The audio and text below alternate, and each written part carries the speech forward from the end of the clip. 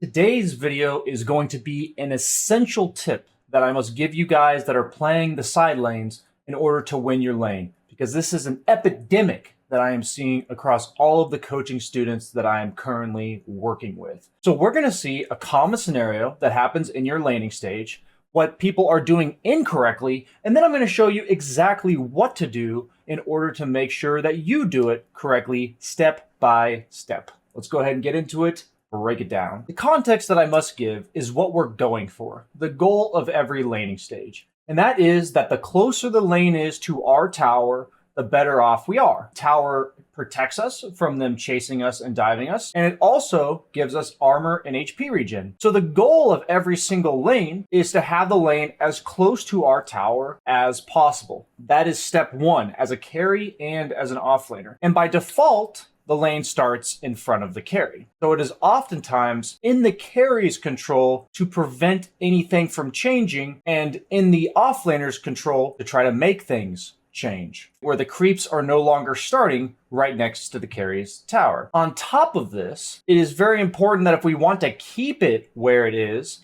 that the enemy doesn't have less creeps than us at any given point, because then we will push the wave. And they also do not have more creeps than us at any given point, because then the wave will push into our tower in slingshot towards the opponent. So with all of this in mind, your simple goal in the laning phase is to keep the lane exactly how it starts. We are in a normal replay, 4 creeps versus 4 creeps, 30 seconds into the game. This is what it looks like at the start of every game. And since the offlaner blocked a little bit here, we'd actually prefer the lane to be about right back here. But that is what we are going for every single wave, every single time. So this is where the mistake comes into play. So you're going to see something that is a very common occurrence for offlaners. What they're going to do is you're going to see that this Razor is going to pull aggro to his range creep. And Ursa is also going to pull aggro to his. So what's going to happen is both range creeps are going to die, and then these melee creeps are going to separate because the offlaner pulls them away. So in this specific instance, the offlaner messed up a bit because he let the creep through here, and it took him a few extra tries to get the creeps to aggro. So in this exact instance where you see your melee creeps and their melee creeps separated, where they pull them into their wave, which you're going to see here, this is the moment that is crucial. This is the moment that I see all of you guys messing up. So our goal here is to acknowledge that if we want the wave to be exactly where we want it to be at the start of the game, we need to match exactly what the opponent is doing with their creeps. As we pull up the Ursa's camera work, we're going to see a crucial mistake. And that is that if he wants to match exactly what's happening with the enemy creep wave, he must see what is happening with the enemy creep wave. He must look and see, this is me changing the perspective, that this creep ran into tower and died, and that Razor only has 1 creep left. But if we pull up his camera perspective, he doesn't even look. And this is step 1 of our issue. So we are going to be establishing a process to make sure you guys do this correctly. So step 1 is to simply check and see what the opponent is doing with their creep wave. The second step is to have your creeps die a little bit slower than the opponent's. So he didn't look, so we wouldn't expect him to make the correct play. But since we saw the enemy creeps are already dead, what we would want him to do in this instance is to immediately start killing off these 3 melee creeps, such that they die right about the same time that this creep wave gets to here. And what you're going to see is that he doesn't do that. The enemy creep wave gets here, and now we have a situation where it's 6 enemy creeps to 4 ally creeps. So what's going to happen when the opponent has more creeps than you is that they're going to be able to hit you, right? So see how Razor's bullying him? Now he's being forced to CS under tower, and the Razor's actually going to be able to mess with him while he's going for CS under tower. We don't want the lane to push into our tower, because then we're going to be busy CSing under tower, allowing for the opponent to potentially get a pull off if they would like, or simply harass us while we're busy hitting creeps. So because he allowed his enemy creeps to stay alive for so long and he didn't match what the opponent was doing, the lane pushed into his tower. So now we have pulled up a second replay. And this is a different player making the exact same mistake. Does this situation look familiar to you guys? The enemy has pulled their melee creeps, 2 melee creeps over here, and he's pulled his melee creeps in front of his tower. And in this instance, there is approximately the same amount of HP between the 2 creeps on each side. So what that means is that Legion, if he's going to keep it outside of his tower like this, he actually hit it down, but he kept it outside of his tower. Drow allowed for the creep wave to go into his tower.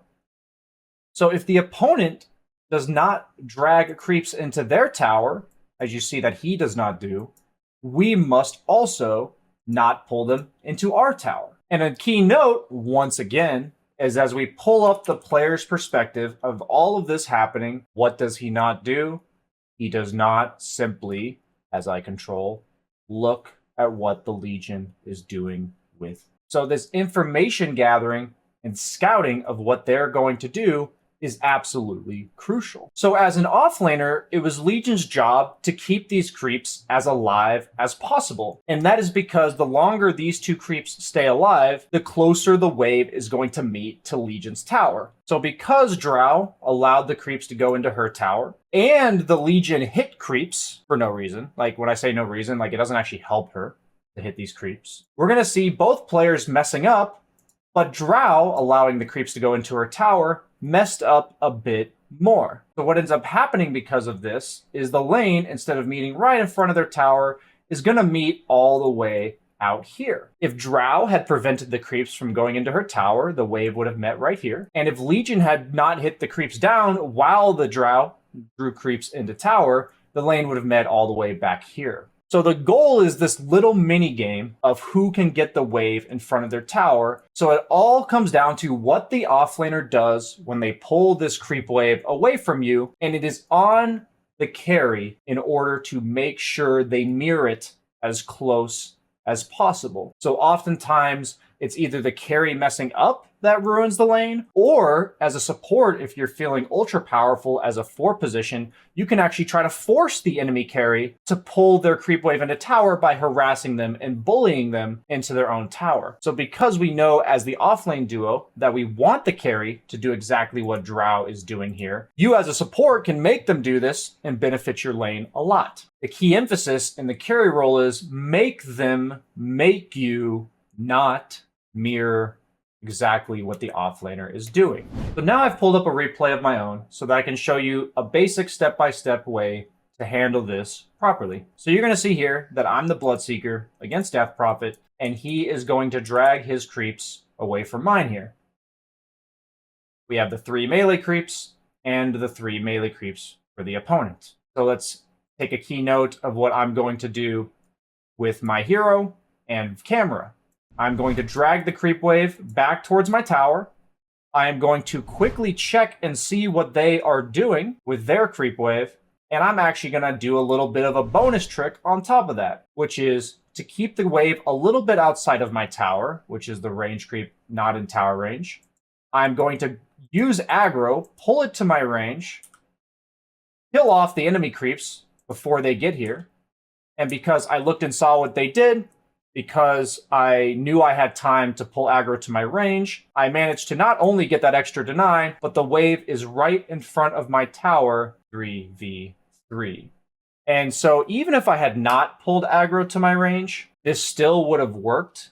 So that's like an advanced little tip for you guys. But the simple pull creeps away from them, check what they're doing, mirror it as perfect as you can, and the wave will be right in front of your tower. If you guys do this consistently, if you keep the wave in front of your tower, waves will consistently be easier for you to farm. You will take better trades, and it will be much less perilous for you. And if you pay close attention and work on your awareness of what's happening good and bad in your lane, you'll notice most of the good things that happen to you in your lane are somewhere around here when the creep wave is 4v4, and most of the bad things are in situations where it fits a different description. Hope you guys enjoyed this video. Like, comment, subscribe. Let me know what you guys thought, and I look forward to seeing no more of my coaching students or anybody in the BSJ community making this mistake ever again. Thanks, guys.